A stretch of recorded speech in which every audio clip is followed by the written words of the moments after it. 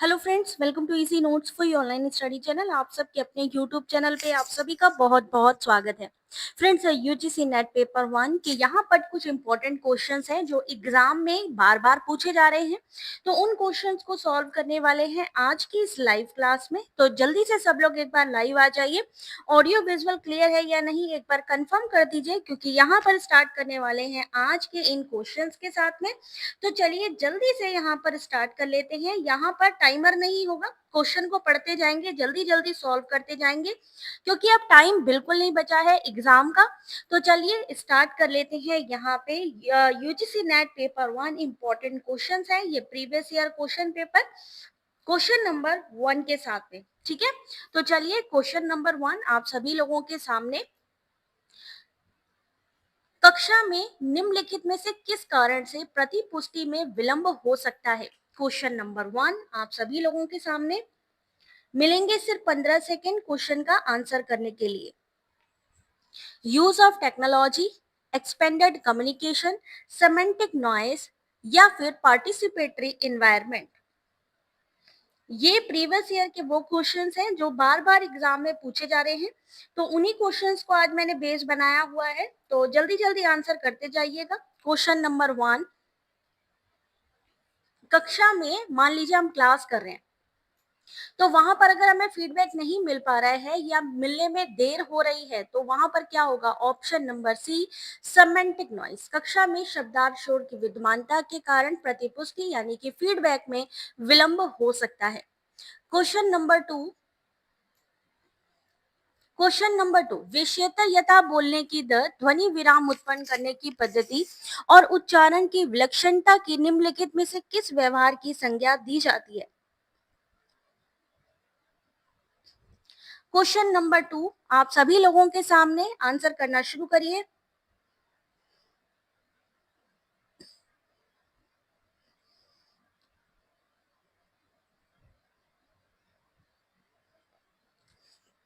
Question number 2 और सही answer है इस क्वेश्चन का option number C, extra linguistic यानी पराभाषिक।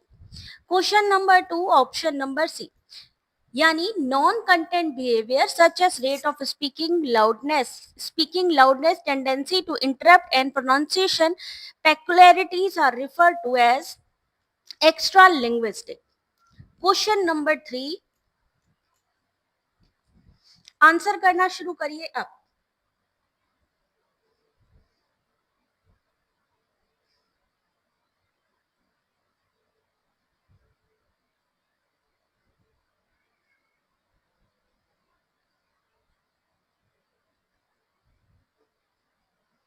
जल्दी से क्वेश्चन को पढ़िए और आंसर करिए।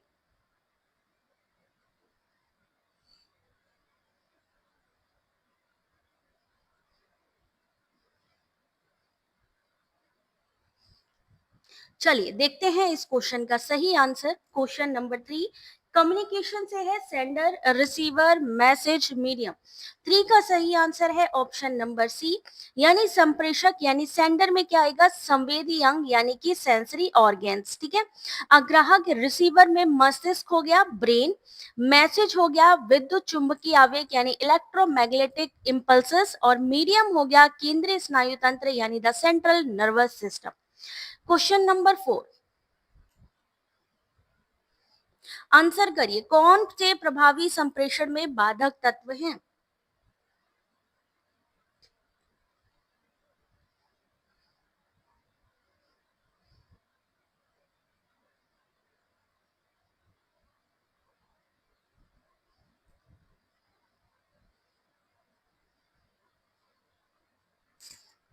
Physical noise, semantic noise, psychological noise and non semantic noise. Question number 4, ये सोचो कि यहाँ पर एग्जाम चल रहा है और ऐसे क्वेश्चंस अगर आ जाएंगे तो क्या आंसर करेंगे?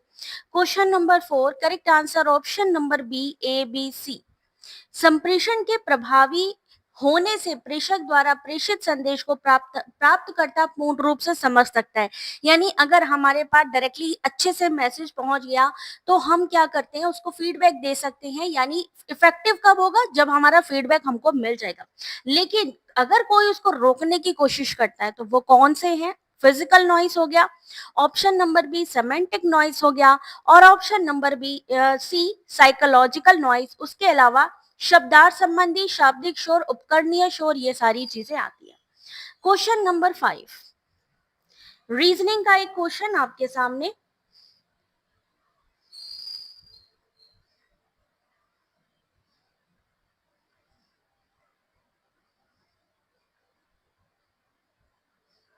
आंसर करिए।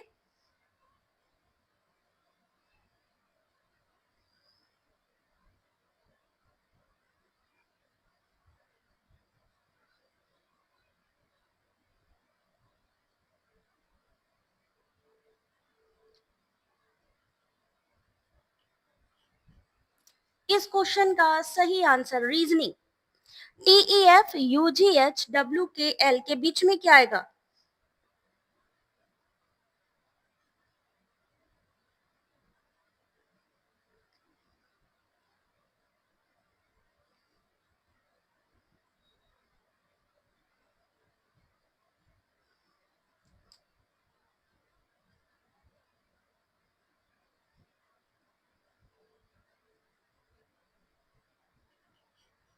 क्वेश्चन नंबर 5 करेक्ट आंसर देखिए ऑप्शन नंबर सी VIJ, यानी +1 +2 या +2, यहाँ पर जो सीक्वेंस है वो बढ़ता जा रहा है और उसी के अकॉर्डिंग, यानी एक पैटर्न को आपको फॉलो करना है और उसी पैटर्न से आगे बढ़ते जाना है।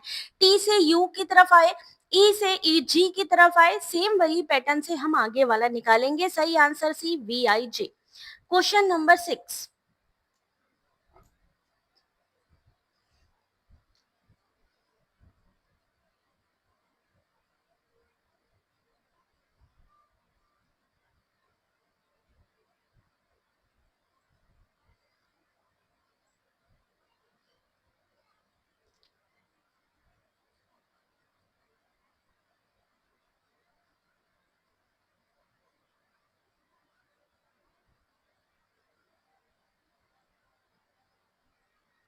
आंसर क्या होगा? आज क्वेश्चन 50 के अराउंड है भावना, ठीक है, तो पढ़ते जाओ, आंसर करते जाओ। यहाँ पर ये क्वेश्चन, इनमें से कुछ क्वेश्चन हो सकता है रिपीट भी हो जाए एग्जाम में। इनमें से किस वर्णात्मक सांख्यिकी मान से लिए गए विचलन का योग सदैव कैसा होता है? शून्य होता है। क्वेश्चन नंबर 6 ऑप्शन नंबर ए मीन यानी कि मध्यमान। सांख्यिकी में मध्यमान यानी मीन से लिए गए विचलन का योग सदैव शून्य होता है। इस प्रकार मध्यमान या वास्तविक माध्य से लिए गए विचलनों के वर्गों का योग भी सदैव न्यूनतम होता है। अगला question, question number 7,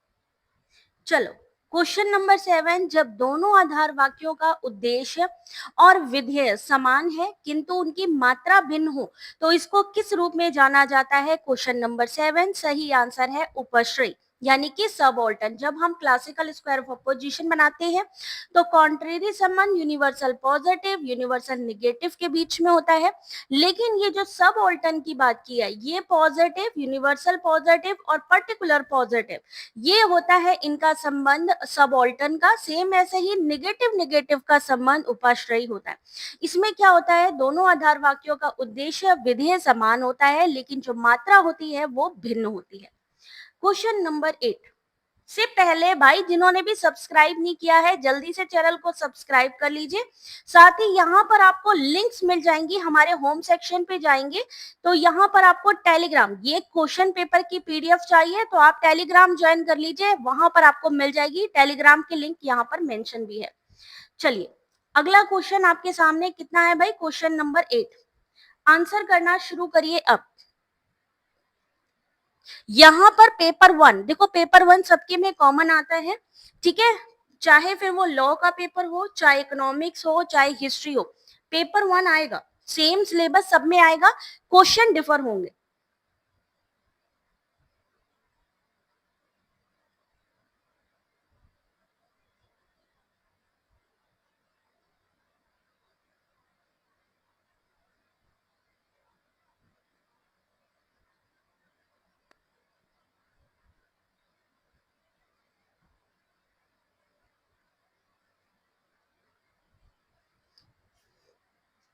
question number next आप सभी के सामने कितना है भाई? क्वेश्चन नंबर 8 मैंने कहा था। क्वेश्चन नंबर 8 आंसर करना शुरू करिए। इनमें से कौन सा विकी, विकी का मतलब क्या हो गया? विकिपीडिया से संबंधित है। तो क्वेश्चन नंबर 8 विकिपीडिया का उत्तम विवरण इनमें से कौन देता है? विकी। तो सही आंसर है ऑप्शन नंबर बी, एक प्रणाली जो प्रत्यक्ष रूप से वेब ब्राउजर से अपनी विषय वस्तु के प्रति भाग पर आशोधन की अनुमति देती है। विकी का अर्थ विकिपीडिया से है, जिसमें उपयोगकर्ता विषय वस्तु का अध्ययन कर सकता है, समय समय में उसमें परिवर्तन कर सकता है। विकी एक प्रणाली है जो प्रत्यक्ष रूप से वेब ब्राउजर से अपने विषय वस्तु प्रति भाग पर आशोधन की अनुमति देता है। क्वेश्चन नंबर 9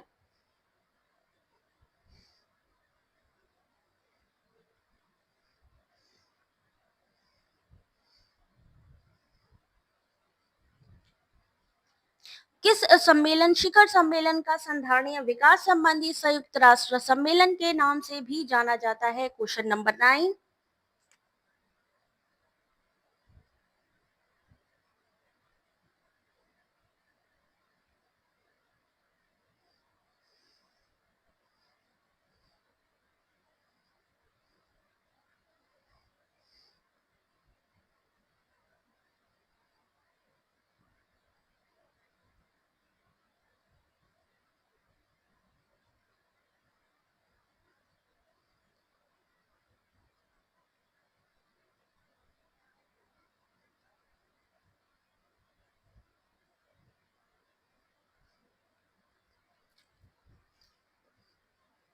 सही answer question number 9 option number D, the Rio plus 20 conference 2012, Rio plus 20 सम्मेलन 2012। संधारणीय विकास या सतत विकास से संबंध यूएनएसडी का आयोजन 20 जून 2012 तक रियो डी जेनेरियो ब्राजील में किया गया था। यहाँ पर एक्सप्लेनेशन भी है, आप लोगों से रिक्वेस्ट है ये पीडीएफ जरूर पढ़ लीजिएगा जो अभी टेलीग्राम पर मैं शेयर करूंगी। Question number 10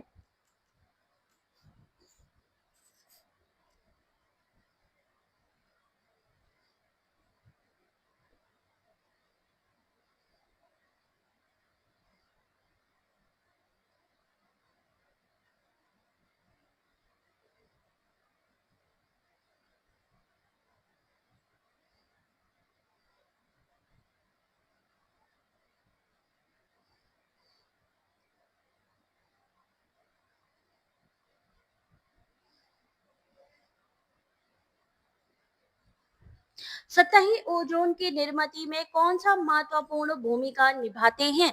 in the formation of surface ozone which of the following do play an important role?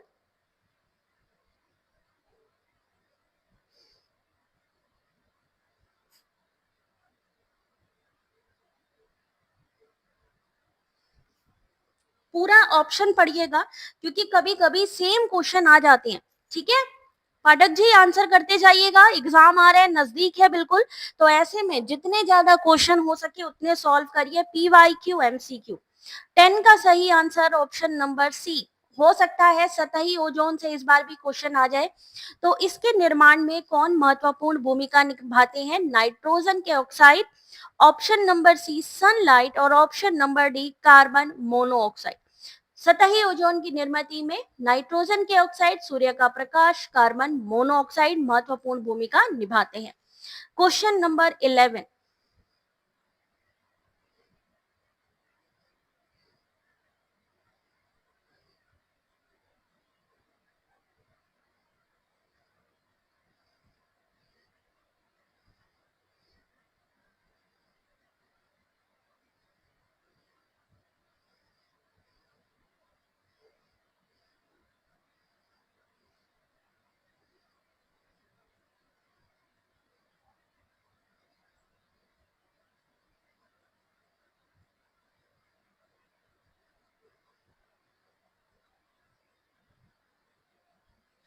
Question number 11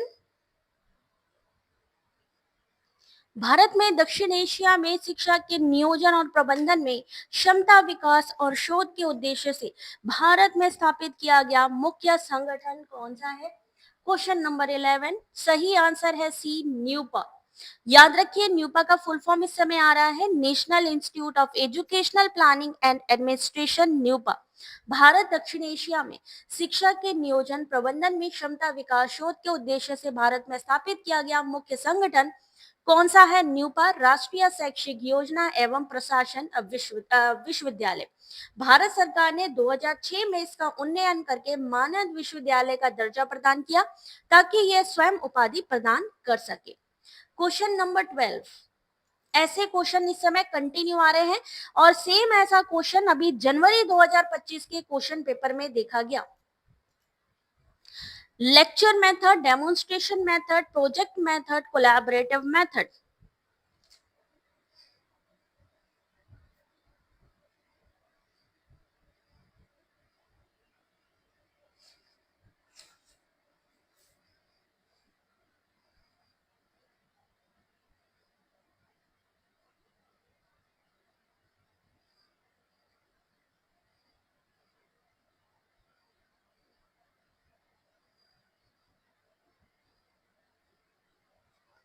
question number 12,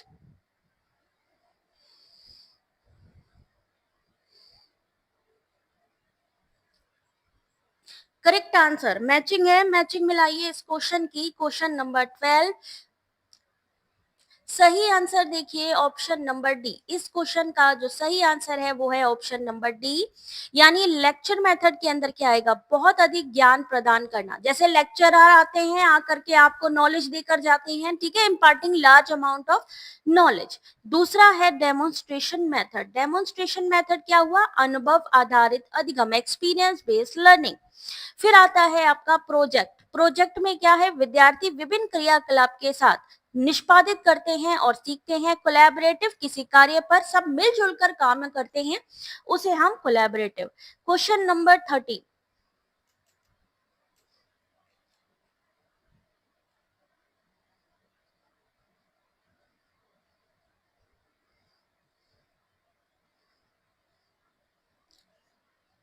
स्थानीय और आमने सामने संचार को क्या कहा जाता है?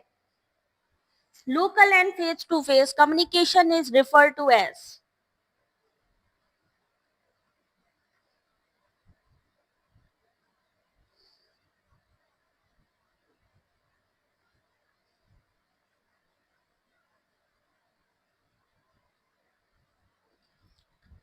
Clinical integration, demonstrative integration, social integration या स्पेशल इंटीग्रेशन। क्वेश्चन नंबर 13 सही आंसर है सी, सामाजिक एकीकरण। क्वेश्चन नंबर 14, मान लीजिए मैथ्स का क्वेश्चन आ जाए, भाई जरूरी थोड़ी ना है कि सेम टू सेम आए, हो सकता है कि कुछ डिफर कर दें। तो ऐसे में ऐसे क्वेश्चन को आप लोग कैसे फेस करोगे? तुक्का लगाओगे, सॉल्व करोगे, ये करके बताना है आज आपने। क्वेश्चन नंबर 14,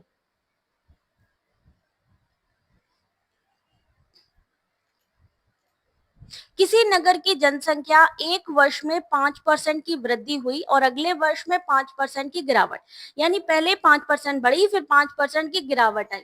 यदि दूसरे वर्ष के अंत में कुल आबादी है 29,925, तो प्रथम वर्ष के आरंभ में कितनी जनसंख्या थी?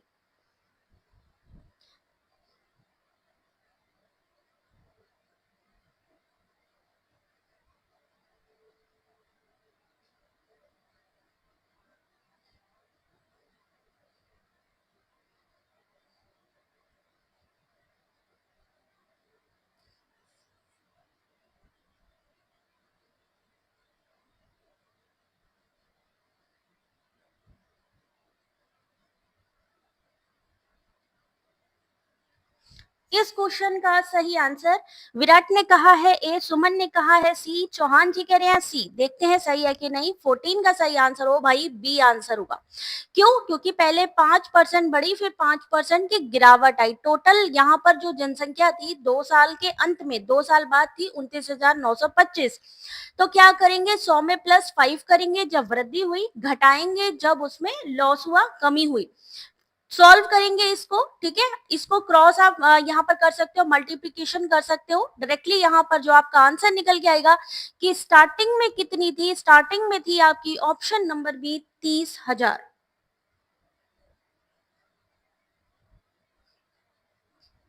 क्वेश्चन नंबर नेक्स्ट, ध्यान से देख लो।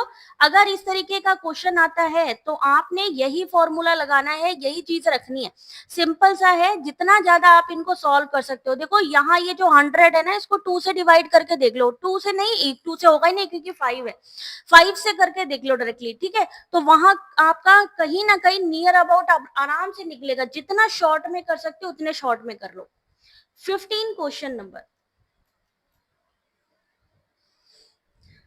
ऐसा वायरस जिससे यूजर इंटरेक्शन के बिना ही एक कंप्यूटर से दूसरे कंप्यूटर में अंतरित किया जा सके तो इसे क्या कहेंगे?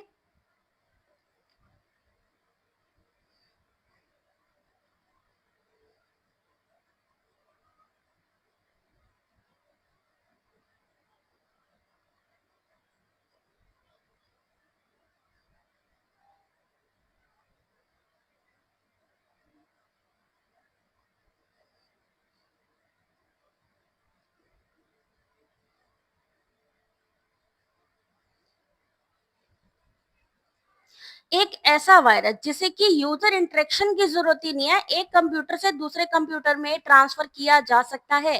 15 का सही answer option number A, warm.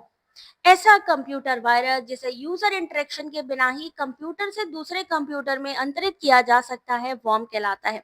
वैम worm जो होता है, स्वयं प्रतिकृति फाइलें हैं, सेल्फ रेप्लिकेशन जिसको कहते हैं, जो एक संक्रमित कंप्यूटर की मेमोरी में रहते हैं।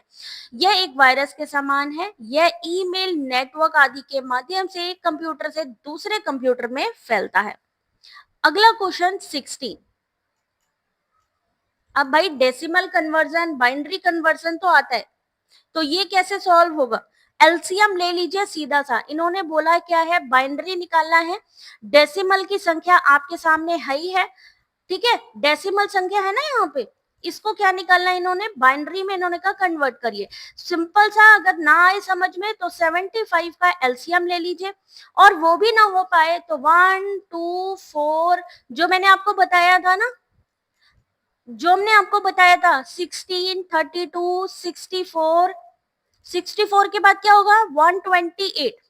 अब 128 से कम है, कितना है 75।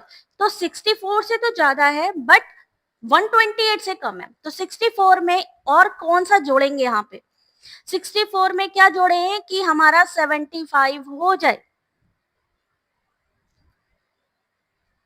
जल्दी बताइए भाई, क्या जोड़े हैं?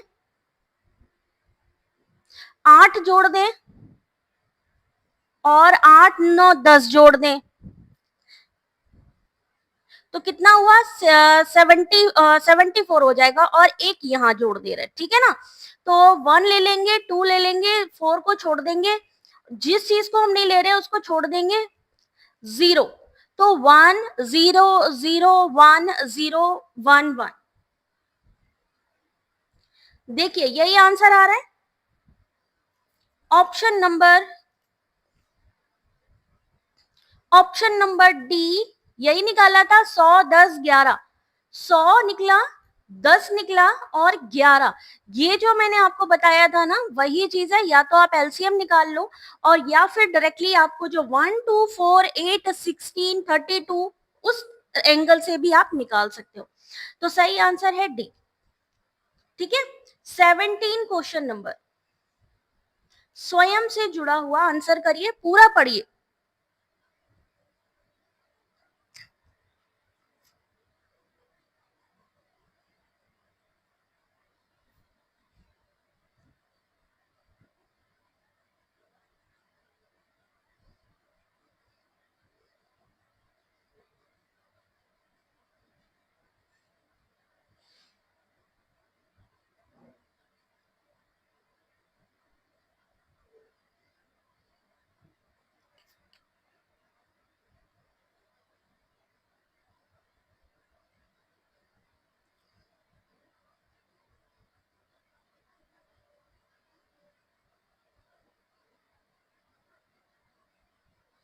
क्वेश्चन नंबर 17, भारत सरकार द्वारा शुरू किए गए स्वयं का अनुदेशात्मक यानी इंस्ट्रक्शनल डिजाइन इनमें से कौन सा है? यानी क्वाड्रेंट्स पूछे गए हैं। सिंपल सी बात है, 4 क्वाड्रेंट्स होते हैं। कौन कौन से क्वाड्रेंट्स होते हैं?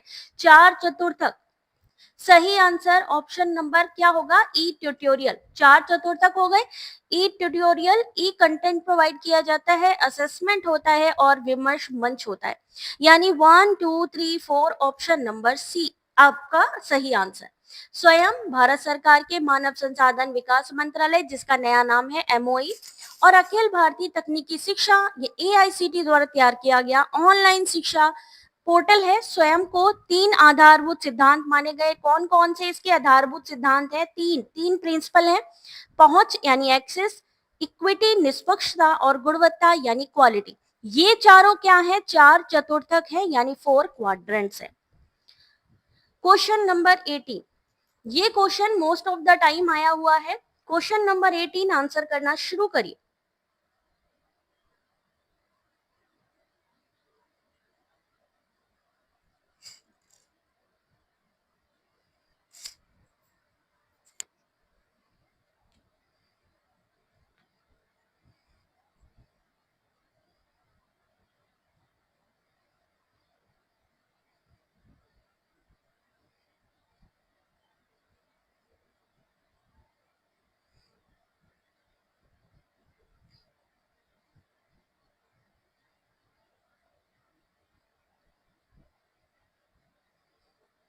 सही आंसर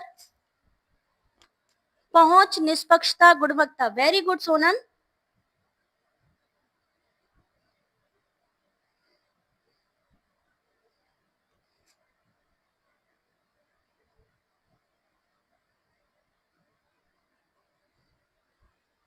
चलिए, सही आंसर अनिल ने कहा है 8। सही आंसर भी है 8। क्वेश्चन नंबर 18 सही आंसर ऑप्शन नंबर बी। अब यहां से कैसे कैसे क्वेश्चन आएंगे? पहला आएगा एनएपीसीसी का फुल फॉर्म।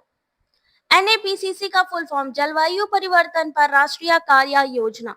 कब आई थी? 30 जून 2008 को आई थी। 8 मिशन है। अब क्या होता है, कभी कभी ये पूछ लेते हैं कौन कौन से मिशन है, इनमें से 2 गलत ऑप्शन दे देते हैं, 2 सही ऑप्शन देते हैं। तो ये आठों के आठों आपको याद रखने पड़ेंगे। राष्ट्रीय सौर मिशन, विकसित ऊर्जा दक्षता के लिए राष्ट्रीय मिशन, सुस्थिर निवास पर राष्ट्रीय मिशन, राष्ट्रीय जल मिशन, सुस्थिर हिमालय पारिस्थितिकी हेतु राष्ट्रीय मिशन, हरित भारत हेतु राष्ट्रीय मिशन, सुस्थिर कृषि हेतु और जलवायु परिवर्तन पर रणनीतिक ज्ञान पर राष्ट्रीय मिशन। कब आया था? 30 जून 2008 को।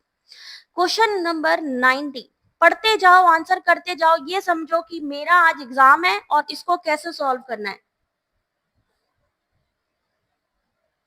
नेशनल ग्रीन मिशन, बिल्कुल Princy.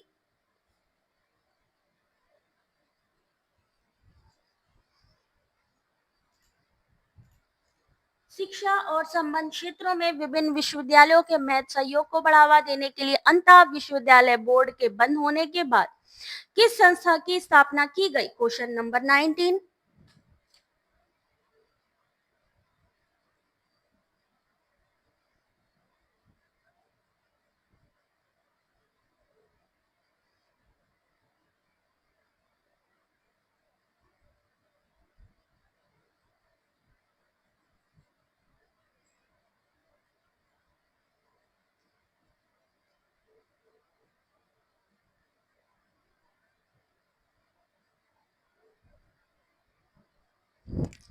Question number 19 correct answer is option number D, A I U यानी एसोसिएशन ऑफ इंडियन यूनिवर्सिटी।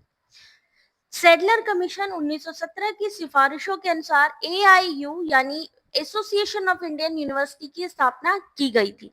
ठीक है, इस बोर्ड की स्थापना 1924 में शिमला में भारत के तत्कालीन वायसराय के निर्णय के अनुसार हुआ। अगला क्वेश्चन, क्वेश्चन नंबर 20, हर एक का एक्सप्लेनेशन डिटेल में पढ़ लेना, तो जो भी इंफॉर्मेशन है और साथ साथ आपको मिलती जाएगी। ठीक है, मैं भी बहुत शॉर्ट में आप लोगों को करा रही हूँ, आप लोग वहां से आराम से पढ़ सकते हो। चलो भाई, क्वेश्चन नंबर 20,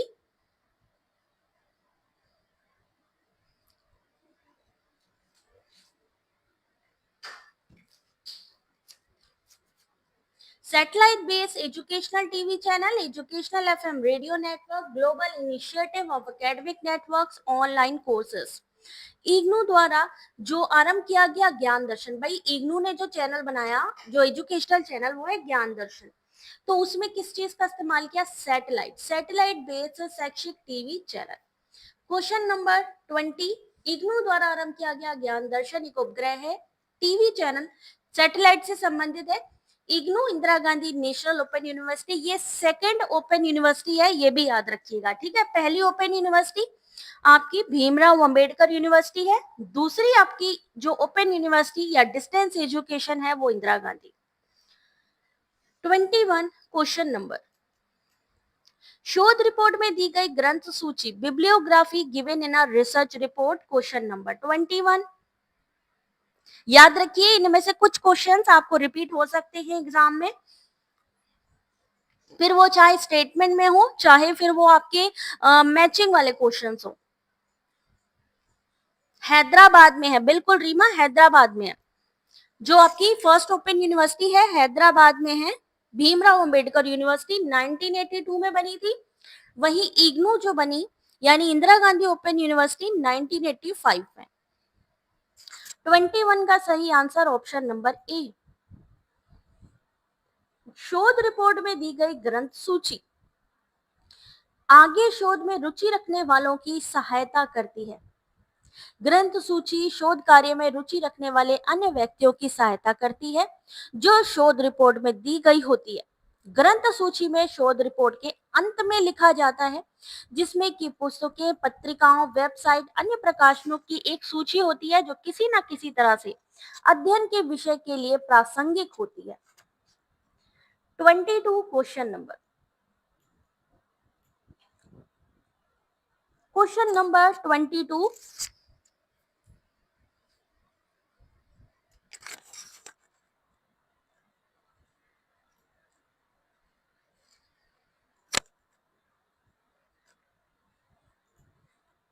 शोध डिजाइन शोध में किन विशेषताओं से विशेष रूप से संबंधित है। Research design is specifically related to which of the following feature in research?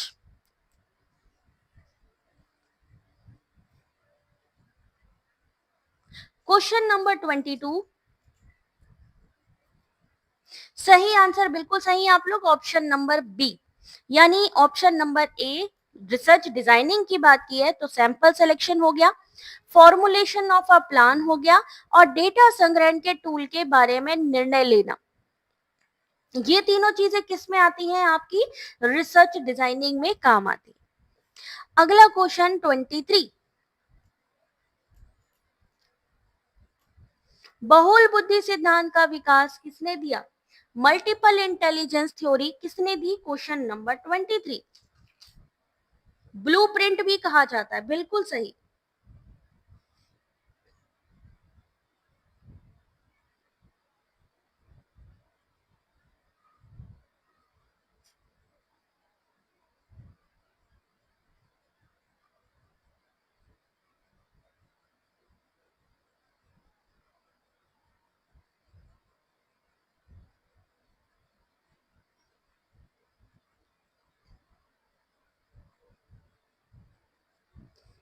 चलिए क्वेश्चन नंबर नेक्स्ट 23 आप सभी के सामने, मल्टीपल इंटेलिजेंस का सिद्धांत किसने दिया था। हॉवर्ड गार्डनर ने दिया था।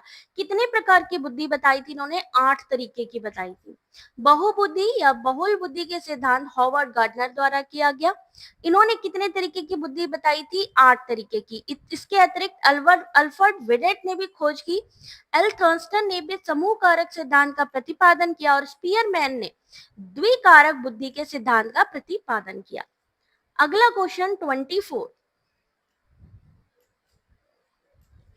संप्रेषण से संबंधित सही प्रक्रिया का चुनाव कीजिए। Choose the correct sequence of communication from the option given below. Question number 24, very good. Special, naturalistic, music, special, यानी गार्डनर का कहना क्या था कि आप किसी भी तरीके से सीख सकते हो, है ना, बुद्धि का इस्तेमाल कर सकते हो। जैसे कुछ लोग क्या करते हैं, पढ़ाई करते समय सॉन्ग लगा लेते हैं, तो उनको क्या होगा, म्यूजिक के सहारे बहुत अच्छी चीजें सीखने को मिलेंगी। कुछ प्रकृति में रहते हुए चीजों को बढ़िया तरीके से सीख पाते हैं, तो उसी से ही रिलेट करता हुआ था हॉवर्ड गार्डनर का सिद्धांत। क्वेश्चन नंबर 24 सही आंसर है सी। सबसे पहले क्या हो गया, जोखिम, सूचना, प्रोत्साहन, और लास्ट में व्यवहार परिवर्तन। ठीक है, सामान्यतः एक ऐसी प्रक्रिया जहां दो से अधिक व्यक्तियों के बीच मौखिक, लिखित, सांकेतिक या प्रतीकात्मक माध्यम से विचार एवं सूचनाओं का आदान प्रदान किया जाता है, उसे हम क्या कहते हैं? संप्रेषण। और सही है इसका exposure, information, persuasion, behavioural change. 25 question number OS यानी ऑपरेटिंग सिस्टम से जुड़ा हुआ question, question number 25।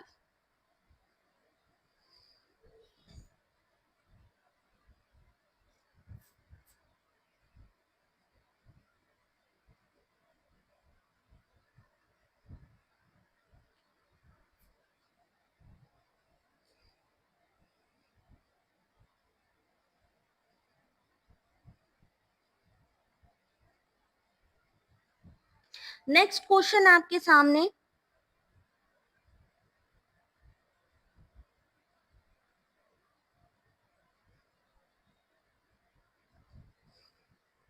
Question number 25 आपने कहा है बी, सही आंसर है C. NOS control peripheral and allocate memory and processor time. Operating system एक तरीके का क्या होता है? सिस्टम सॉफ्टवेयर होता है जो कि यूजर्स और कंप्यूटर हार्डवेयर के बीच में इंटरफेस का काम करता है। यूजर और हार्डवेयर के बीच में काम करता है। ऑपरेटिंग सिस्टम में बिना कोई कंप्यूटर केवल एक अनियंत्रित मशीन मात्र होता है। ठीक है, ये पूरा सिस्टम है user, application, operating system, hardware, और यूजर्स और कंप्यूटर हार्डवेयर के बीच में इंटरफेस का काम करता है ये। 26 question number,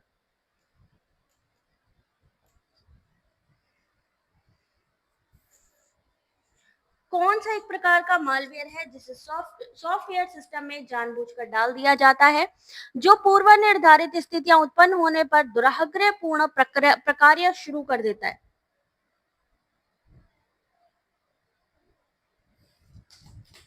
question number 26, bomb, Trojan, spyware, logic bomb.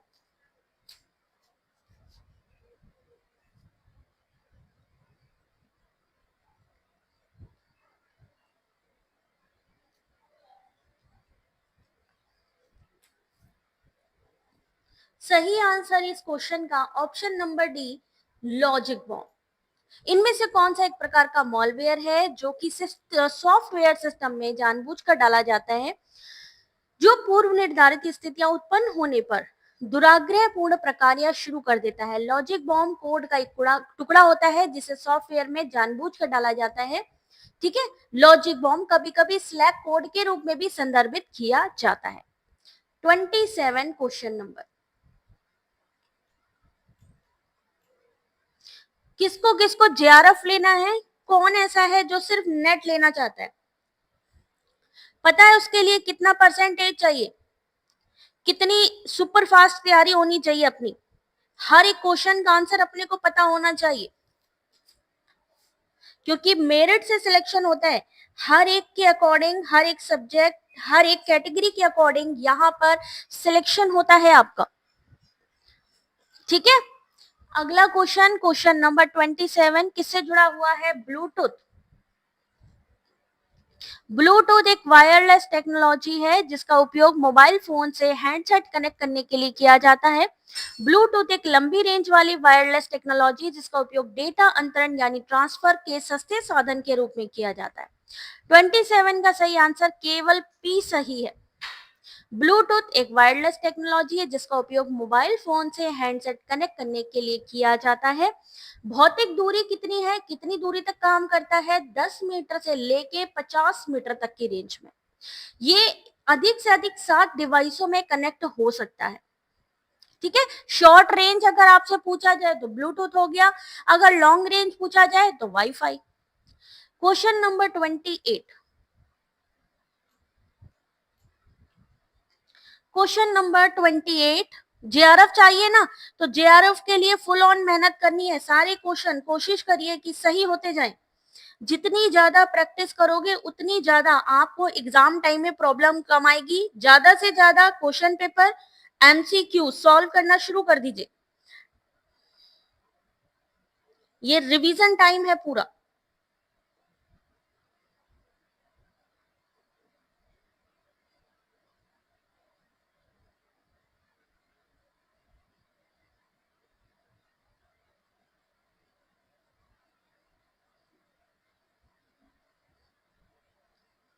और इस क्वेश्चन का सही आंसर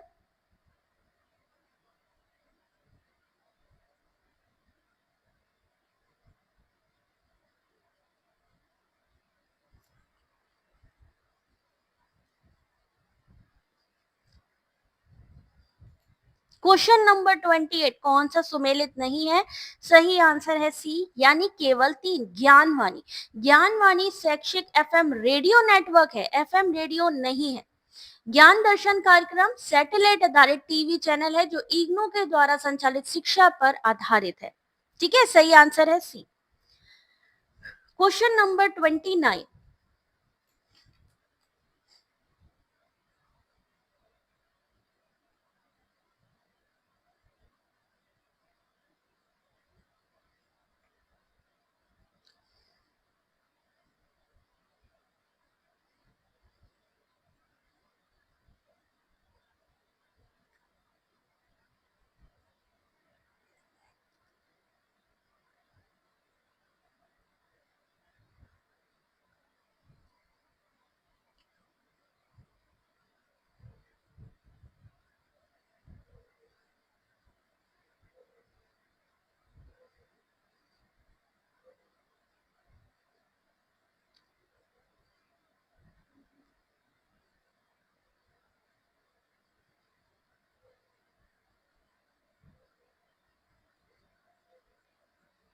क्वेश्चन नंबर 29 सही आंसर है डी, ट्रांसेंडेंटल कम्युनिकेशन यानी प्रागनुभव संप्रेषण।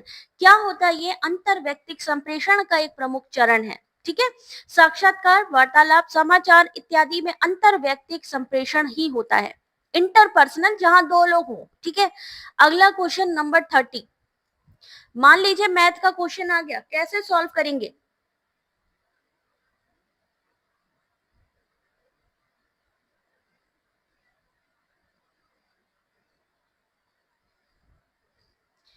5 संख्याओं का औसत अगर मान लीजिए -20 है, कितनी संख्या है? 5, तो 5 को मल्टीप्लाई कर दो पहले तो 20 से। उनमें से इन्होंने कहा 3 संख्याओं का योग है 32, तो 5 का टोटल कर लो, फिर उसमें से देखो कि 3 का टोटल कितना निकल रहा है। 3 संख्याओं का योग है 32, आपस में क्या करो, इन दोनों को कर दो माइनस, तो आपका जो आंसर है ना वो निकलेगा। फिर क्या करना है, जितना भी आंसर आए, जो टोटल संख्या आए, उसमें आपको 2 से डिवाइड कर देना है। क्वेश्चन नंबर 30 करके देखिए।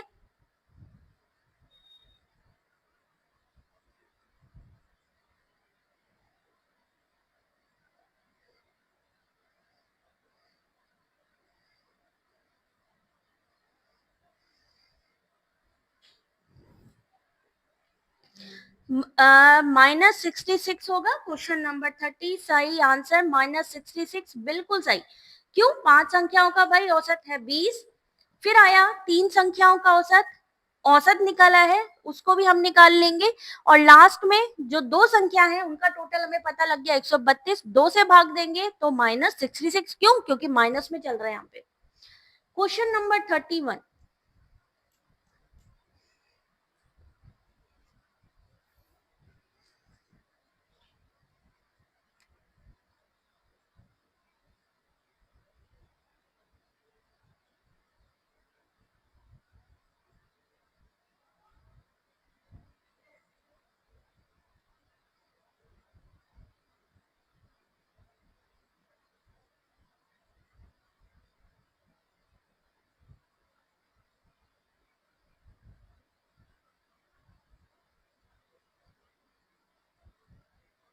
आंसर करिए इस क्वेश्चन का सही।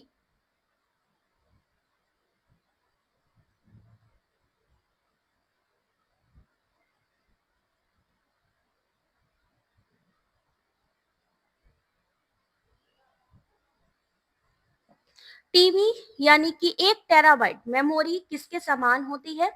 Correct answer is question number 31। सही आंसर है सी, यानी 1024 into 1024 into 1024 KB. 1 byte 8 bit 1 KB, 1024 1 MB 1024 kilo. फिर गीगाबाइट हो गई, मेगाबाइट, टेराबाइट में 1024 3 बार आया kilobyte, 1 petabyte byte 1024 terabyte exabyte, zettabyte, yottabyte, highest कौन सी है? Yottabyte. ठीक है, अगला क्वेश्चन 32, ये सीक्वेंस में भी मेमोरी लगाने को आ सकती है। क्वेश्चन नंबर 32,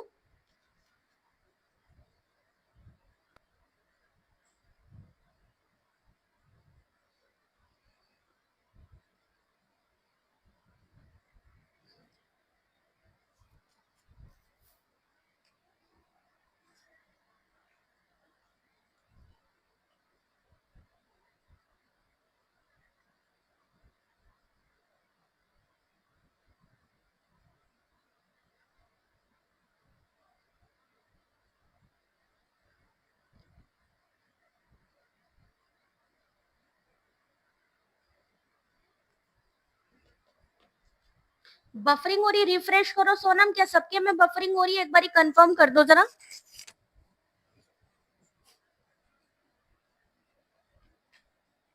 एक बार सब लोग जरा कंफर्म कर दीजिए, सबको ऑडियो विजुअल क्लियर है? राधा, आंसर देखो बेटा, क्वेश्चन देखो। लीकट 5 rating. Question number 32, correct answer है ऑप्शन नंबर बी, लीकट स्केल। बिल्कुल, प्रत्युत्तर केवल 5 बिंदु पैमाने पर देना होता है। लीकट स्केल क्या होता है? सर्वाधिक आसान अभिवृत्तिक scale, attitudinal scale which is a submitted rating scale, क्या कहलाता है? लीकट। लीकट स्केल को हम लीकट मापनी के नाम से भी जानते हैं। थर्स्टन लीकट का पैमाना अधिक प्रसिद्ध है, किसके लिए? एटीट्यूडनल स्केल के लिए। इसमें विधि के आधार पर अभिवृत्ति मापने की रचना होती है, 5 बिंदु पैमाने पर देना होता है, समय श्रम की बचत होती है इस प्रयोग में, और यह विश्वसनीय विधि है। 33 क्वेश्चन नंबर, रिसर्च से क्वेश्चन है, blind, double blind, panel, cohort.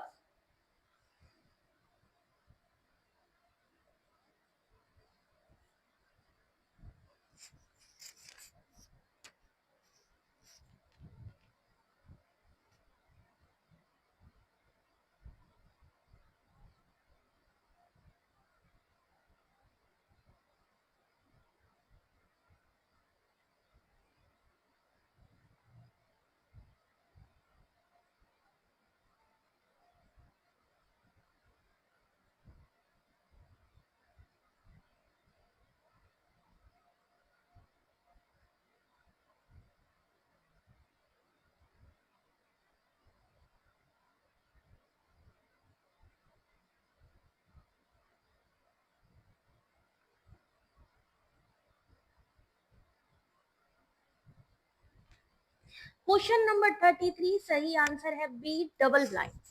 ऐसे अध्ययन जिसमें शोधकर्ता को प्रायोगिक प्लासिबो समूह की पहचान की जानकारी नहीं होती है, तो उसे हम क्या कहेंगे? Double blind. डबल ब्लाइंड वो अध्ययन है जिसमें ना तो प्रतिभागियों को और ना ही प्रयोगकर्ताओं को पता है कि कौन सा विशेष उपचार प्राप्त कर रहा है।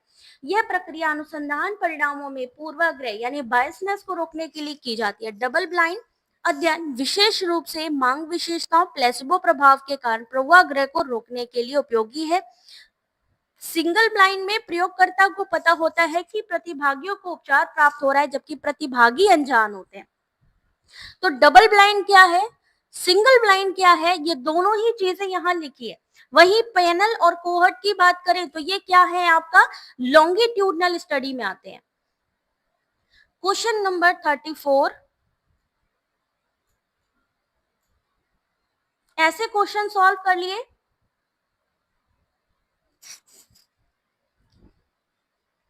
डबल में दोनों को ही नहीं पता, ठीक है, दोनों को ही नहीं पता होता। सिंगल में क्या होता है? जो प्रयोग करता है उसको पता है, बट पार्टिसिपेंट को नहीं पता है।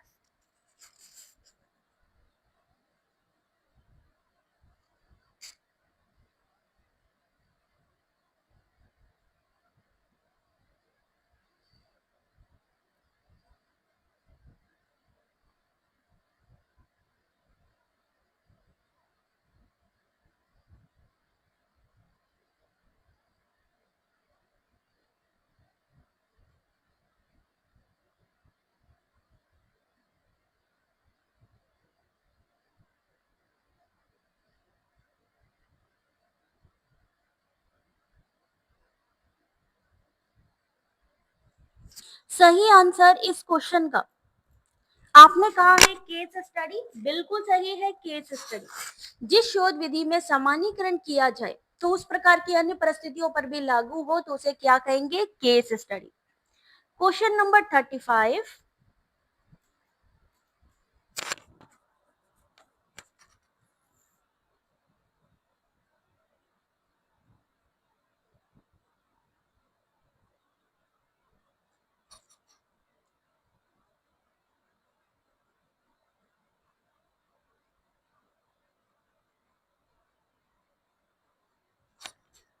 35 question number.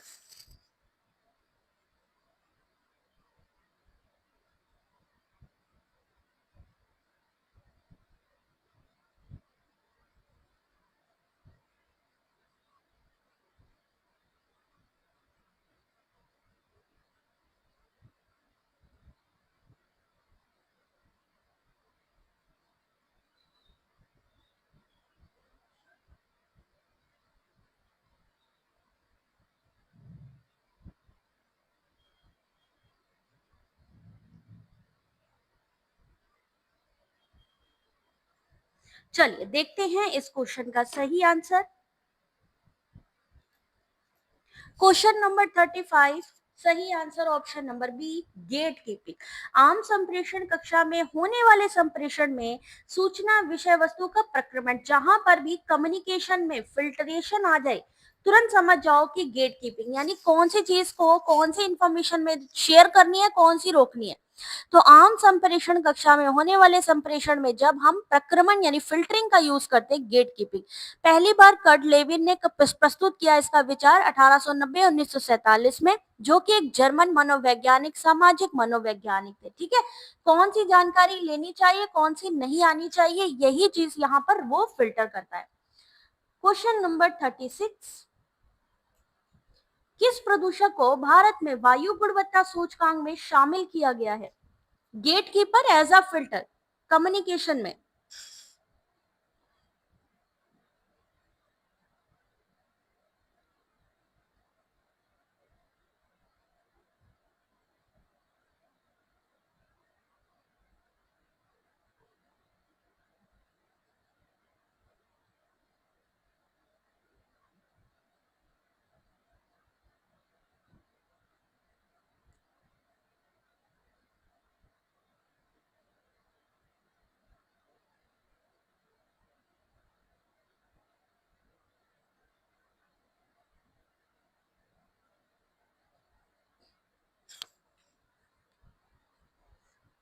Kurt Lewin, gatekeeping 1860, बिल्कुल सही। 36 सही आंसर है ऑप्शन नंबर से, याद कर लेना इसको।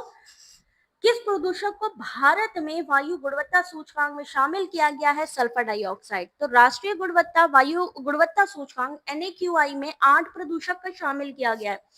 PM10 और PM2.5 को सबसे खतरनाक माना गया है। ठीक है, उसके अलावा कौन कौन से हैं? Sulphur dioxide, O3, CO, NH3, NO2, PB। इसके अतिरिक्त CO2, chlorofluorocarbon, methane, green house gases. याद रखिएगा, आपसे यहाँ से क्वेश्चन आ सकता है कि कौन कौन से वायु प्रदूषकों को, एयर पोल्यूटेंट को शामिल किया गया है वायु गुणवत्ता से रिलेट करते हुए। ठीक है, इसलिए इन सबको याद कर लेना। कभी कभी ये भी पूछा जाता है सबसे खतरनाक वायु प्रदूषक किसको माना जाता है, तो 2.5 या PM10 को माना जाता है। ठीक है, इसमें किस तरीके से नंबरिंग दी जाती है, 1 to 100 दिया जाता है ना, रैंक के अकॉर्डिंग कि कैसा वहां का वायु गुणवत्ता सूचकांक है।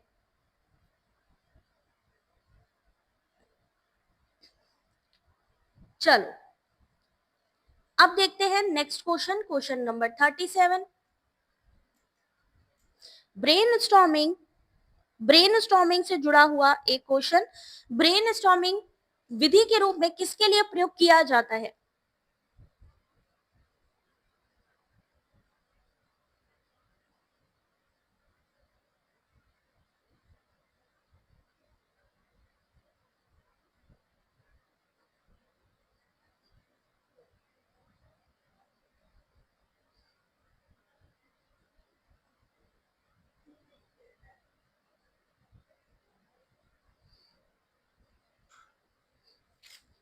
Out of box thinking, coherent thinking, generate new ideas of interest या critical thinking? Question number next, question number 37 का सही answer option number A, out of box thinking. Brainstorming की जो प्रक्रिया है एक विधि के रूप में प्रयोग किया जाता है, आउट ऑफ बॉक्स थिंकिंग इसको कहा जाता है। ब्रेनस्टॉर्मिंग यानी कि लीक से हटकर चिंतन, बहुत सारा दिमाग में विचार आना। अगला क्वेश्चन 38, फिश बाउल ड्रॉ एक विधि है, किससे रिलेट करती हुई? Question number 38। जिसको भी क्वेश्चंस अच्छे लग रहे हो और क्वेश्चंस देखने हो तो वीडियो को लाइक जरूर करना, शेयर जरूर करना। पीडीएफ मिलेगा दिनेश, आप टेलीग्राम पे चेक करो, टेलीग्राम के फाइल सेक्शन पे होता क्या है, अभी क्विज स्टार्ट हो जाएगी 11 बजे। तो क्विज में क्या होता है कि जो हमारी पीडीएफ होती है आगे पीछे हो जाती है, तो परेशान होने की जरूरत नहीं है। ऊपर आप नाम पे क्लिक करोगे, Telegram UGC net paper 1 preparation, वहां पर आपको फाइल सेक्शन मिलेगी, वहां पर सारी की सारी पीडीएफ है। यहां तक कि अगर आपके पास क्वेश्चन पेपर की बुक नहीं है, कोई दिक्कत नहीं है, रिवीजन के लिए 3000 से ज्यादा फ्री पीडीएफ बुक अवेलेबल है, डेली बेसिस पे आप सॉल्व कर सकते हो। Question number 38 option number D, random sample. Fish ball draw यादृच्छिक प्रतिदर्श यानी रैंडम सैंपल से संबंधित है। फिश बॉल ड्रॉ में जीव संख्या के प्रत्येक सदस्य का नाम या प्रत्येक सदस्य को आवंटित संख्या को समान कागज के टुकड़े पर लिख दिया जाता है, फिर उसे समान ढंग से मोड़कर एक बॉक्स में डाल दिया जाता है। फिर उस बॉक्स से एक एक करके वांछित संख्या में आंख बंद करके या उस पर पट्टी बांध करके कोई व्यक्ति कागज के टुकड़ों को निकालता है और निकालकर प्रतिदर्श का चयन करता है। पूरी प्रक्रिया कैसी होती है? रैंडम होती है, रैंडम सैंपलिंग होती है। क्वेश्चन नंबर 39, रीजनिंग का एक क्वेश्चन, आंसर करिए। देखते हैं कितने लोग इस क्वेश्चन को सही से सॉल्व कर पाते हैं। इन्होंने कहा है अगर हम ई को 5 लिखेंगे, होटल को 12 लिखते हैं और बाम को क्या लिखेंगे? BALM।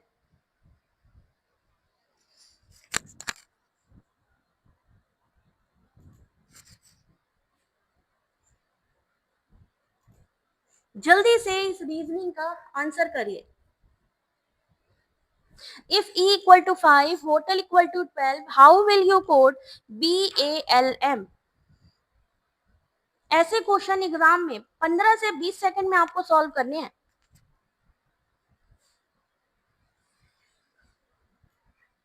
देखते हैं सही आंसर ऑप्शन नंबर डी, 7। ई कितने, अगर हम अल्फाबेटिकली काउंट करें तो 5, 1 से हमने यहाँ पर क्या किया, एक ही है ना, ई एक है तो हमने एक से इसको डिवाइड किया। होटल के पूरे हमने अल्फाबेटिकल निकाल लेना है, 8, 15, 20, 5, 12, ठीक है, अल्फाबेटिकली जोड़ लो। और कितने यहाँ पे डिजिट है? 1, 2, 3, 4, 5, 5 से डिवाइड करेंगे 12। सेम ऐसे ही 4 है यहाँ पे वर्ड, 4 को लिखो नीचे, बी दूसरे नंबर पे है, ए एक नंबर पे, एल 12 नंबर पे और एम 13 नंबर पे। टोटल आया कितना? 28। 4 यहाँ पे डिजिट, यहाँ पे आपके कैरेक्टर्स हैं तो 7 यहाँ पर सही आंसर। क्वेश्चन नंबर 40,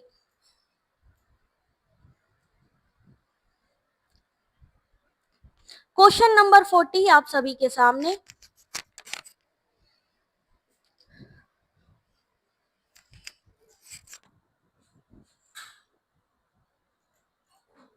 जब कर्ता विधेय दोनों आधार वाक्यों के समान हैं पर वे गुणवत्ता मात्रा में भिन्न है तो उसे क्या कहा जाएगा? क्वेश्चन नंबर 40,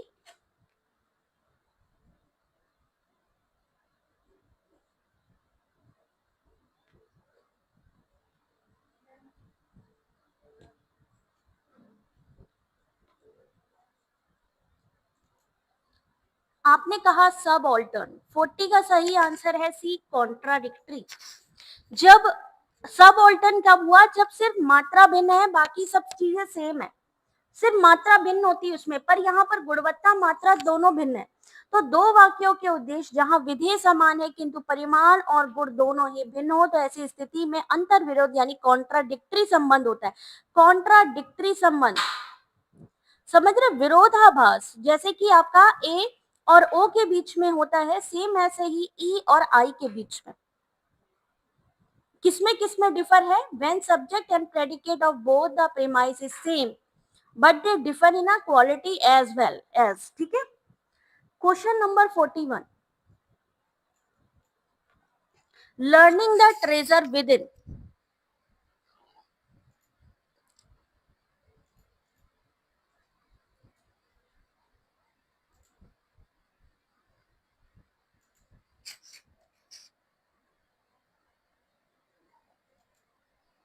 अभी ऐसा नोटिफिकेशन नहीं है सिटी इंटीमेशन का। ठीक है, अभी सिटी इंटीमेशन का कोई भी लिंक एक्टिवेट नहीं हुआ है। जैसे ही एक्टिवेट होगा तुरंत हम आपको लिंक शेयर कर देंगे।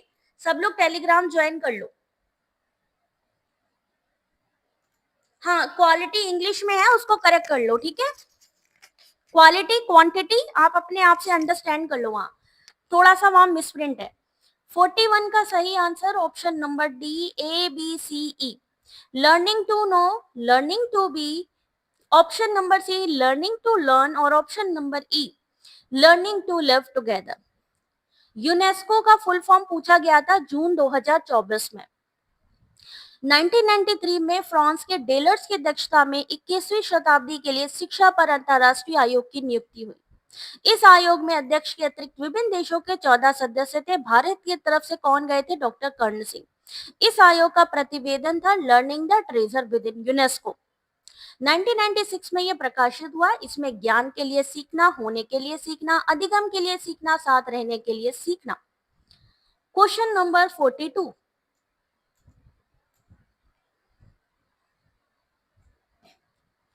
रसगुल्ला भाई आंसर करो, एग्जाम देना है ना इस बारी।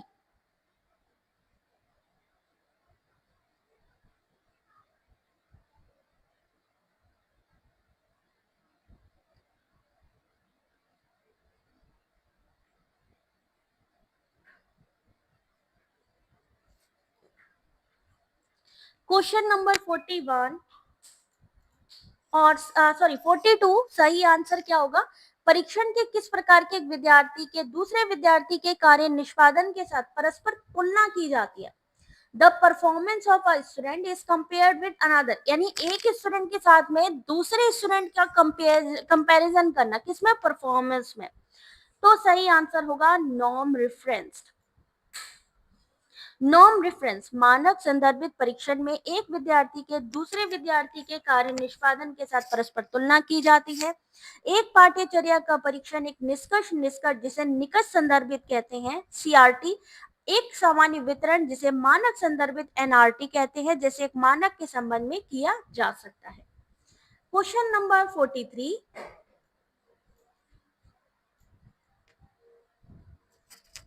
क्वेश्चन नंबर नेक्स्ट आप सभी के सामने अभी आया नहीं है, आ सकता है आज रात 12 बजे के आसपास, क्योंकि जनरली इनकी नोटिफिकेशन रात को 12 बजे ही आती है। ठीक है, चलो भाई आंसर करो।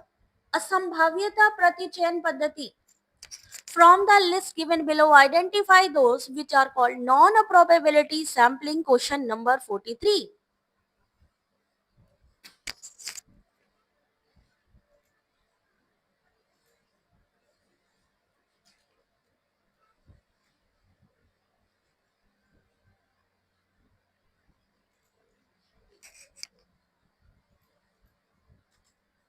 ठीक है, रिसर्च स्टैटिक से भी कल हम क्वेश्चन लेकर आएंगे, तो आपको दोनों चीजें पता लगेंगी कि दोनों क्या हैं। ठीक है, रिसर्च स्टैटिक से भी जुड़े हुए क्वेश्चन आ रहे हैं। पैरामेट्रिक टेस्ट हो गया आपका, जेड टेस्ट, टी टेस्ट, ये सबसे भी जुड़ा आ रहा है, तो वो भी हम आपको दिखा देंगे। चलो अगला क्वेश्चन 43, सही answer option number D, 2, 3 and 5। Option number 2 dimensional, option number 3 snowball, और ऑप्शन नंबर 5 कोटा सैंपलिंग। ये कैसी है? नॉन प्रोबेबिलिटी सैंपलिंग है।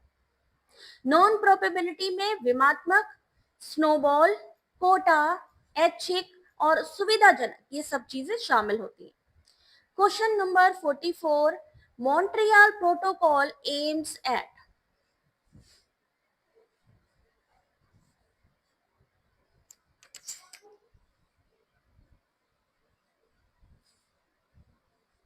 देखो नॉर्म रेफरेंस जैसा कि आपने पूछा तो उसमें क्या है कि सभी जितने भी कैंडिडेट होते हैं उनके स्कोर को मिला दिया जाता है और देखा जाता है कि यहाँ पर कौन किससे कैसा परफॉर्म कर रहा है। ठीक है, दो कैंडिडेट या कैंडिडेट जो क्लास में है उन सबका आपस में स्कोर के अकॉर्डिंग या परफॉर्मेंस के अकॉर्डिंग चेक किया जाता है कि उनका किस तरीके के यहाँ पर मार्क्स वगैरह आ रहे हैं या किस तरीके का उनका परफॉर्मेंस है, तो वो तुलना की जाती है नॉर्म रेफरेंस में। क्राइटेरियन में क्या होता है कि ऑलरेडी हमें पता है कि हमारा ये स्टैंडर्ड है, यानी हर एक कैटेगरी के लिए मान लीजिए जैसे कि आप लोगों की एक मेरिट तय है कि भाई देखिए आपको इतना परसेंट तो लाना ही लाना है, उसके अकॉर्डिंग आपका आगे सिलेक्शन होगा।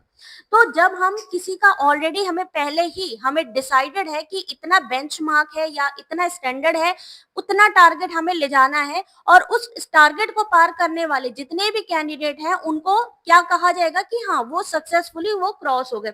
जैसे एक नॉर्मल हम मान लें कि क्राइटेरियन रेफरेंस में क्या हो गया कि जहां पे मान लीजिए 40% क्राइटेरिया रखा है यूजीसी नेट ने, ठीक है, मिनिमम 40%। ये 40% अगर आपने बेंचमार्क पार कर लिया तो यस आपकी अगर मेरिट बनती है तो आपका सिलेक्शन होगा, वो होगा सीआरटी क्राइटेरियन रेफरेंस जो पहले से ही डिसाइडेड है। नॉर्म रेफरेंस क्या हुआ, जब हम आगे जा रहे हैं अब हम दो कैंडिडेट के बीच में तुलना कर रहे हैं, देख रहे हैं उनके परफॉर्मेंस को कि फर्स्ट कौन है, सेकंड कौन है, थर्ड कौन है या उसको कितना परसेंटाइल आया है, तो वो चीज किसमें आती है नॉर्म रेफरेंस में। तो ये नॉर्म रेफरेंस क्राइटेरियन रेफरेंस ये दोनों ही चीजें आपकी पूछी जाती है एग्जाम में। 44 का सही answer B, Montreal protocol ozone अपव्ययकारी पदार्थ को चरणबद्ध तरीके से दूर करना अपनाया कब किया था, 16 सितंबर 1987 1987। Question number next 45 question number, एक मैचिंग है, आंसर करिए इस मैचिंग का। बिल्कुल बिल्कुल, जैसे 40% आपका यूजीसी नेट में कि भाई मिनिमम आपको 40% आना ही है तो वो सीआरटी हो गया। एनआरटी हमारा परसेंटाइल क्या आ रहा है, फर्स्ट सेकंड थर्ड रैंक में परफॉर्मिंग अकॉर्डिंग कौन आ रहा है, वो किस में आएगा आपका नॉर्म रेफरेंस में। यहां पर इस क्वेश्चन का सही आंसर बताते जाइए।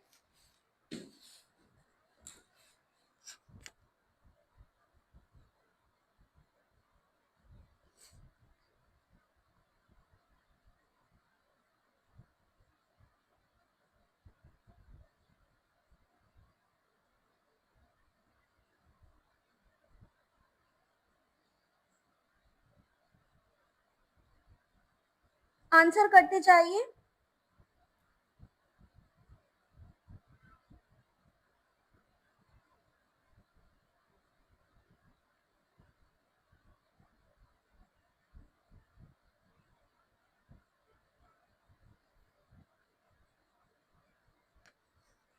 और इस क्वेश्चन का सही आंसर 45 ऑप्शन नंबर बी सहयोगात्मक, जैसा आपको पता है साथ मिलजुल कर किसी काम को करना, सहकारी हो गया, अधिगम एक दूसरे की सहायता, रचनात्मक ज्ञान के सृजक के रूप में, टीम शिक्षण। टीम शिक्षण जैसे कि अभी आप समझ सकते हो कि जहां पर मिलजुल कर आपने देखा होगा मैराथन क्लास होती है, क्या होती है मैराथन क्लास होती है उसको, ठीक है ना, तो उससे संबंधित होता है ये। यहां तक सबको समझ में आ रहा है। अगला क्वेश्चन देखिए, question number 46।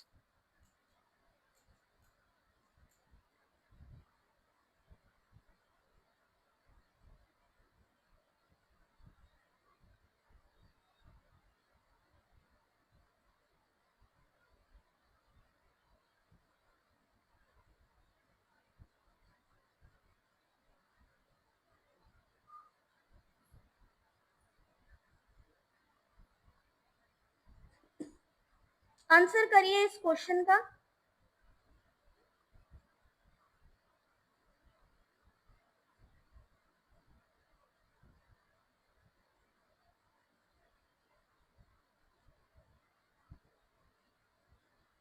Question number 46,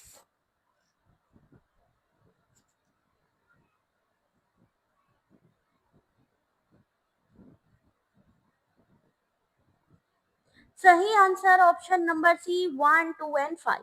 1 concreteness, option number 2 courtesy और ऑप्शन नंबर 5 कोहेरेंस। अच्छे संप्रेषण के माध्यम से एक शिक्षक कक्षा में अनुशासन, शांति व्यवस्था को बनाए रख सकता है। मूर्तता जरूरी है, शिष्टाचार, सुसंगति, सुविचार, सत्यता, वास्तविकता। यानी जैसे आप लोग ये समझो कि जब आप क्लासरूम में जाते हो या एज अ टीचर अगर आपको कोई चीज देखनी है, आपको वही चीज लेकर चलना है। 47 क्वेश्चन नंबर। पीछे रह गए? नहीं भाई, पीछे नहीं रहना किसी ने, आगे आगे चलना है, ठीक है।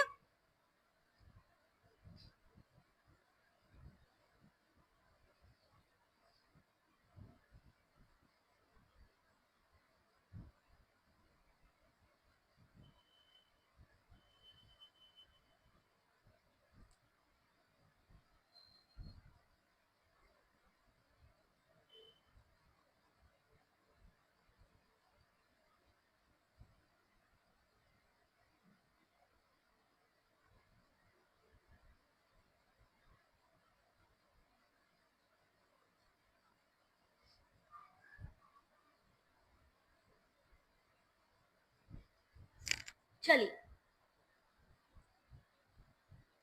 अगला क्वेश्चन 47 है कि एक व्यक्ति एक घड़ी को 1800 में बिक्री कर 10% की हानि उठा रहा है। यानी उसने बेचा तो 10% की हानि उठाई।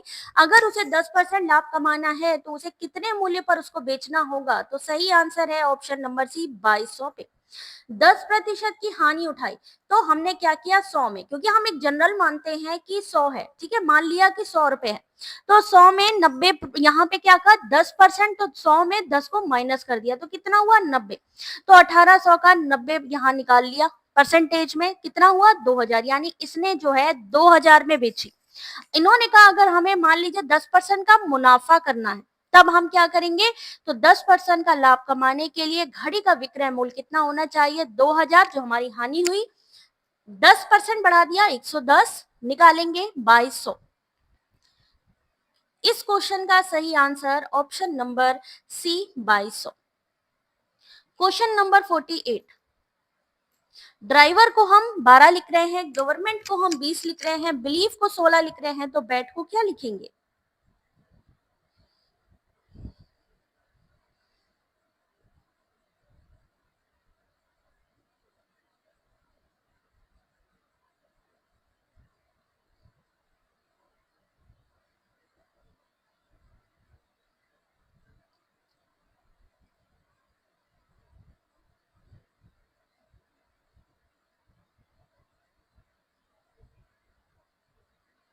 Question number 48।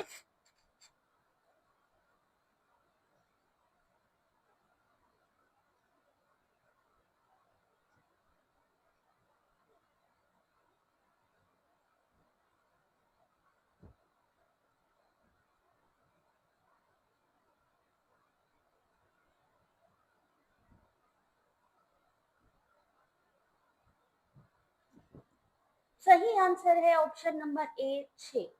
ड्राइवर कुल अक्षरों की संख्या 6, 2 से मल्टीप्लाई 12। गवर्नमेंट शब्द बनाने में लगे अक्षर 10, मल्टीप्लाई किया गया 2 के साथ में। बिलीव अक्षर की संख्या है 8, तो 8 दूनी 16 हो गया। बैट 3, यहाँ पे शब्द है BAT, 3 को 2 से, यानी सबके साथ में इन्होंने क्या किया? 2 को मल्टीप्लाई किया है, तो दुगना करा है, तो यहाँ सही answer A. Question number 49। Question number 49, Nivedita 6 बिल्कुल सही है बेटा।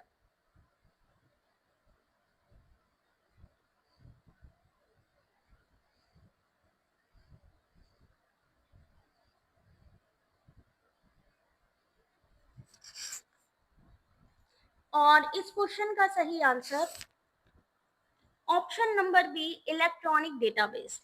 इलेक्ट्रॉनिक डेटाबेस के अंतर्गत निम्नलिखित को शामिल किया जाता है: ERIC education resource information centre, Medline online जीवन विज्ञान बायोमेडिकल जानकारी का एक ग्रंथ सूची, एबीआई इन्फॉर्म एक इलेक्ट्रॉनिक डेटाबेस। Question number 50।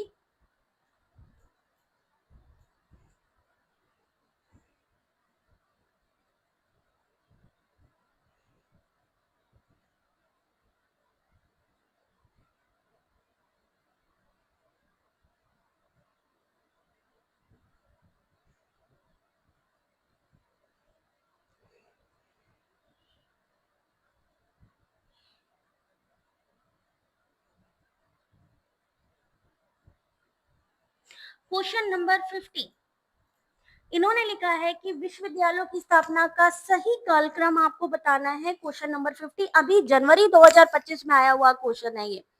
तो यहाँ पर इस क्वेश्चन को ड्रॉप किया गया एनटीए के द्वारा, अभी जनवरी 2025 में आया है ये। तो यहाँ पर ईयर सबके याद रख लेना, अगर सीक्वेंस में आया तो सीक्वेंस, अगर क्रोनोलॉजी में आया तो क्रोनोलॉजी, अगर मैचिंग में आया तो आपने मैचिंग में इसका आंसर करना है। किसमें करना है? मैचिंग में करना है, ठीक है। तो Calcutta 1857, Punjab 1882, Allahabad 1887, SNDT 1916, Patna 1917। Question number 51,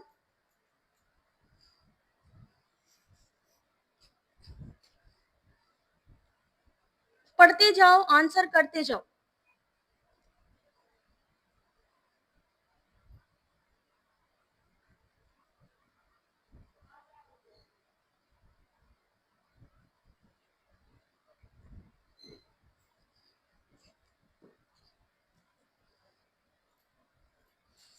परमाणु ऊर्जा संयंत्र में शुरू से अंत तक होने वाला जो चरण है न्यूक्लियर पावर में, बिगनिंग टू एंड जो भी चीजें प्रोसेस होती हैं, जो स्टेप्स होते हैं वो लगाने हैं। 51 का सही आंसर ऑप्शन नंबर ए। सबसे पहले आएगा न्यूट्रॉन द्वारा बमबारी, रेडियोधर्मी द्वारा न्यूट्रॉन का अवशोषण, न्यूट्रॉन का मॉडरेशन, नियंत्रित श्रृंखला प्रतिक्रिया, हीट रिलीज। ये जनवरी 2025 में पूछा गया क्वेश्चन है। अगर आपने जनवरी 2025 का एग्जाम दिया है तो ये क्वेश्चन आपके में देखने को आया होगा। क्वेश्चन नंबर 52,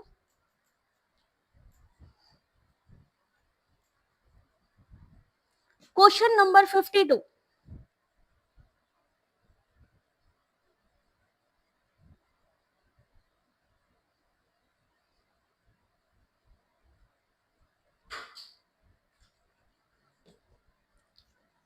गीता आज थोड़ा लेट हो गए भाई, अब कंप्लीट होने वाला है, जल्दी जल्दी देख लो। 52, शिक्षण और सीखने के लिए वीडियो बनाने के लिए कौन सा उपकरण अधिक उपयुक्त है? 52 का सही answer option number B, B and C only. B यानी Edpuzzle, C Screencastomatic. शिक्षण और सीखने के लिए वीडियो बनाने के लिए एड पजल, स्क्रीन कास्टोमेट्रिक उपकरण अधिक उपयुक्त होगा। क्वेश्चन नंबर 53, डिजिटल संचार के संदर्भ में कौन सिंप्लेक्स प्रकार के संचार का उदाहरण है?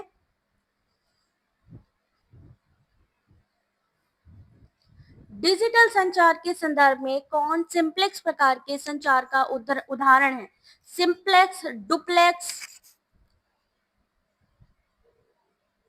जो जो यहाँ पर आपको शब्द देखने को मिले, सुनने को मिले, उसको सर्च जरूर करो। गूगल, एंड्रॉइड फोन सबके पास है, ओपन सोर्स है, फ्री है।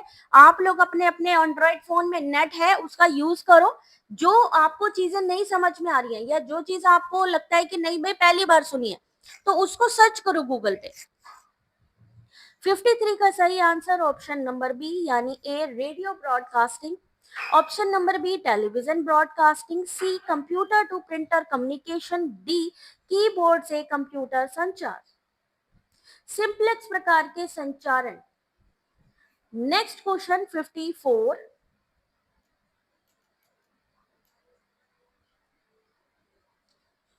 रेडियो, टीवी, प्रिंटर, कीबोर्ड, ये सब सिंप्लेक्स बिल्कुल। Walkie talkie, half duplex. Very good Princy. Telephone, Prateek, very good, full duplex. Example में आ सकता है या मैचिंग में आ सकता है कि आपके सामने फुल डुप्लेक्स दे दिया जाए, सिंगल डुप्लेक्स दे दिया जाए, इस तरीके के मैचिंग में और उसके एग्जाम्पल। तो इनमें से कौन सा जल गुणवत्ता प्राचल के निर्धारण के लिए जार टेस्ट किया जाता है? पीएच, बीओडी, सीओडी और टर्बिडिटी। बीओडी और सीओडी का फुल फॉर्म बता सकता है कोई? बीओडी और सीओडी का फुल फॉर्म।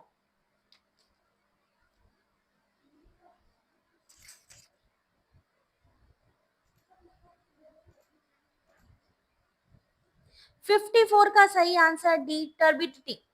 अविलता के संदर्भ में गुणवत्ता प्राचल के निर्धारण के लिए जार टेस्ट किया जाता है। जार टेस्ट जल उपचार की एक प्रयोगशाला प्रक्रिया है। यह अपशिष्ट जल के नमूनों पर रासायनिक उपचारों का परीक्षण करती है। क्वेश्चन नंबर 55,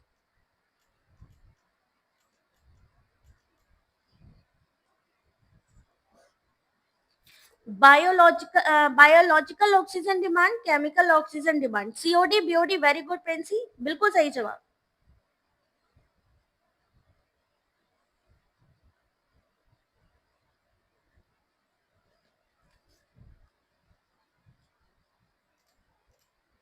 फिफ्टी फाइव का सही आंसर ऑप्शन नंबर डी, यानी आर्यभट्ट खगोल विज्ञान, कणाद परमाणु सिद्धांत, सुश्रुत शल्य चिकित्सा, नागार्जुन एल्केमी। क्वेश्चन नंबर 55, 56, 38, 15, 24, 35, 48 के बाद क्या आएगा?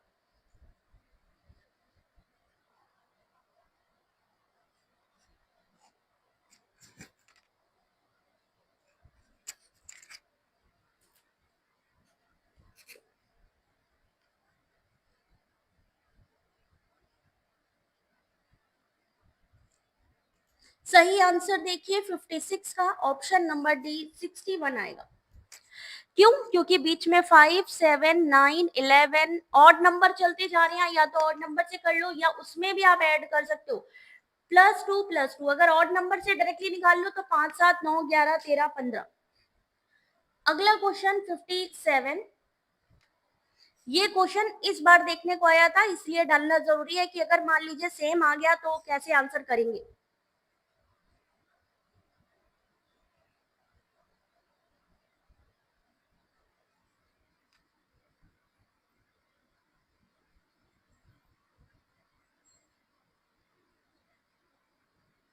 हेलो करीना, आंसर करो बेटा, नेक्स्ट क्वेश्चन है।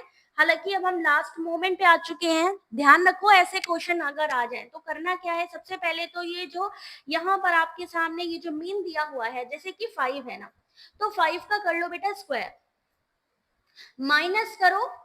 किससे करना है माइनस? ये जो आपके सामने 61 है, तो 5 5 जो 25 हो गया, ठीक है। यहाँ पर संख्या क्या है? 61 माइनस 25 कितना हुआ? 36 हुआ। अब इस 36 का अंडर रूट निकाल लो, आपके सामने आएगा 6 आंसर। सिंपल सा इसी तरीके से करना है। पहले की संख्या यानी जो मीन है उसका कर लो स्क्वायर, बिल्कुल प्रिंसी, उसका कर लो स्क्वायर, माइनस करो आपस में, और फिर जो आपके सामने जो डिजिट है उसका अंडर रूट निकाल लो। 57 सही आंसर, ऑप्शन नंबर डी बिल्कुल सही। 57 के बाद 58 क्वेश्चन नंबर बस कंप्लीट होने वाला है, जल्दी जल्दी आंसर करो। कौन गूगल द्वारा विकसित प्रथम पूर्णतया मुक्त स्रोत मोबाइल ऑपरेटिंग सिस्टम है, अर्थात ये किसी भी सेल फोन मोबाइल नेटवर्क के लिए निशुल्क है। 58 क्वेश्चन नंबर, ये वाला क्वेश्चन मिला था ना, अभी आ जाएगा तो कर लेंगे हम, अभी आगे अगर दोबारा एग्जाम में तो कर लेंगे, है ना। 58 का सही आंसर, जो कि आपका ओपन सोर्स है, प्रथम पूर्णतया मुक्त स्रोत mobile operating system, option number C Android. Android विकसित प्रथम पूर्णतया मुक्त स्रोत मोबाइल ऑपरेटिंग सिस्टम, ये किसी भी सेल फोन नेटवर्क के लिए निशुल्क है। 58 के बाद 59, चलिए एक और आंसर कर लीजिए, बस फिनिश करते हैं। एक शिक्षक एक लर्निंग मैनेजमेंट की तलाश कर रहा है जो कई मूल्यांकन उपकरणों के साथ एकीकृत हो सके और छात्र की परफॉर्मेंस को ट्रैक भी कर सके। इसके लिए कौन सा प्लेटफॉर्म सबसे उपयुक्त रहेगा?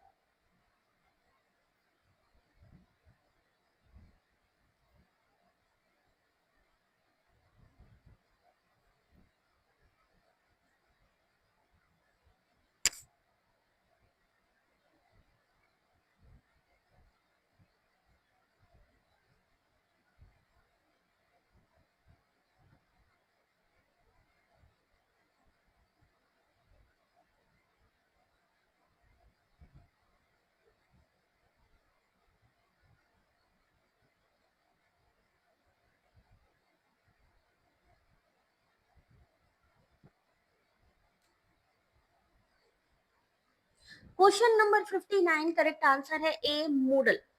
एक शिक्षक एक लर्निंग मैनेजमेंट सिस्टम की तलाश में है जो कई मूल्यांकन उपकरणों के साथ एकीकृत हो सके, छात्र की प्रगति को ट्रैक कर सके, तो उसके लिए है मूडल। 59 के बाद 60 question number I think last होना चाहिए। बुद्धायन, नागार्जुन, ब्रह्मगुप्त और विष्णुगुप्त, क्वेश्चन नंबर 60।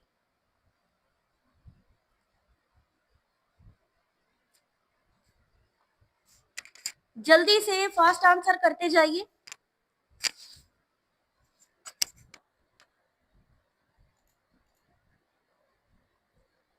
सही आंसर देखिए ऑप्शन नंबर सी, बोधयान, सूत्र, नागार्जुन, रत्नाकर, ब्रह्मगुप्त, ब्रह्मस्पुत और विष्णुगुप्त की अर्थशास्त्र। तो 60 क्वेश्चन ये हुआ, 61 ये रहा भाई।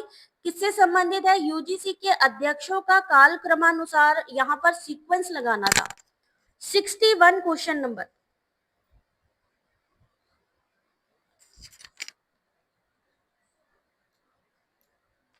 ये पीडीएफ अभी टेलीग्राम पर मैं शेयर करूंगी, तो आप लोगों से रिक्वेस्ट है सब लोग टेलीग्राम ज्वाइन कर ले। वीडियो के डिस्क्रिप्शन पे और होम सेक्शन पे भी लिंक है। डी आंसर सही है। माधुरी आशा, यशपाल, मनमोहन सिंह, जी राम रेड्डी और अमर टी एस देसाई, इन सीक्वेंस को पढ़ लीजिएगा, आएंगे। ठीक है, 61 के बाद चलिए यहाँ पर फिनिश हो गया है। जाने से पहले आपने क्या करना है, वीडियो को लाइक सब्सक्राइब तो करना ही है, अपना फीडबैक देना है कि क्लास कैसे लगी। अब मिलेंगे आपसे नेक्स्ट क्लास में, तब तक के लिए अपना ध्यान रखिए। पीडीएफ टेलीग्राम पे अवेलेबल है। UGC net paper 1 preparation search कर सकते हैं, फाइल सेक्शन पे भी मिल जाएगी। ठीक है, अब मिलेंगे कल। जाने से पहले भाई thanks to all of you and all the very best, क्योंकि एग्जाम आ रहा है और ऐसे में जितनी ज्यादा प्रैक्टिस कर सको उतना बेस्ट है। Thank you everyone, thank you Nivin, Geeta, Prateek, Banshidhar and everyone. मिलते हैं नेक्स्ट क्लास में, तब तक अपना ध्यान रखिए। Take care, God bless you.